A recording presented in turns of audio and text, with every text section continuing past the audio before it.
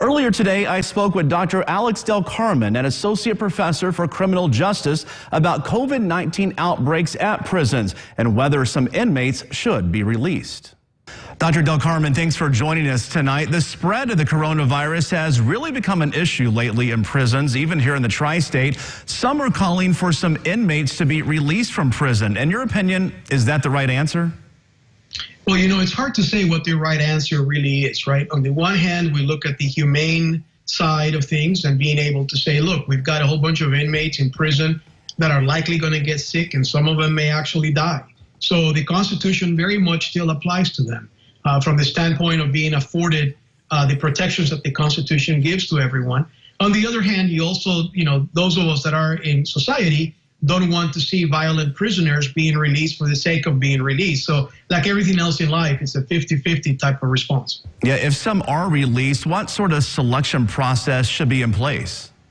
Probably first-time offenders and nonviolent offenders, right? So those are the two things that often come up throughout the country as the basic tenets of the criteria by which individuals should or should not be released. And what I mean by that is if you're a first-time offender and you're likely in prison for something that relates to a property crime, you may in fact qualify to be released. Whereas if you're there as a repeat offender and it is something that relates to violence or high incidence of violence, we probably want to keep you in prison. Yeah, and to the public, a plan to release inmates may sound pretty scary. In your opinion, do you think that we would be safe? Safe is a relative question, right? But at the end of the day, what the public needs to understand is that when you go to a movie theater, when you go to a public place, you're likely going to be facing individuals that may have been to prison before.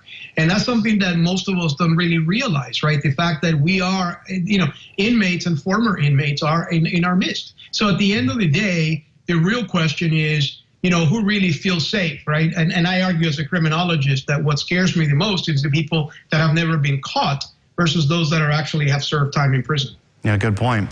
Well, do we have a legal obligation to keep inmates safe?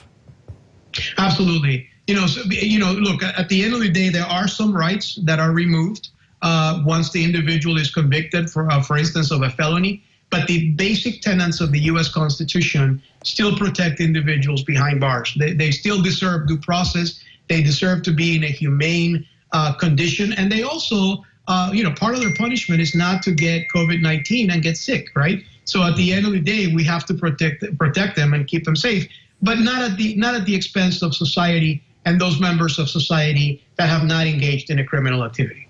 As you know, there's been a talk about another wave of COVID-19. If there is another wave of infections, do you think that we're ready? Probably not. And that's one of those conversations that we are having right now in the criminal justice system, right? So one of the things that the CDC told us a few weeks ago is that the fall may actually bring worse news and a condition that's going to be far worse than what we've dealt with this past spring. And so the real question is, what are those lessons that we have learned and where are we headed in the next few months? And are we ready for this to become, an epidemic of historical proportions, more so than it already has been? And that was Dr. Alex Del Carmen, associate professor for criminal justice.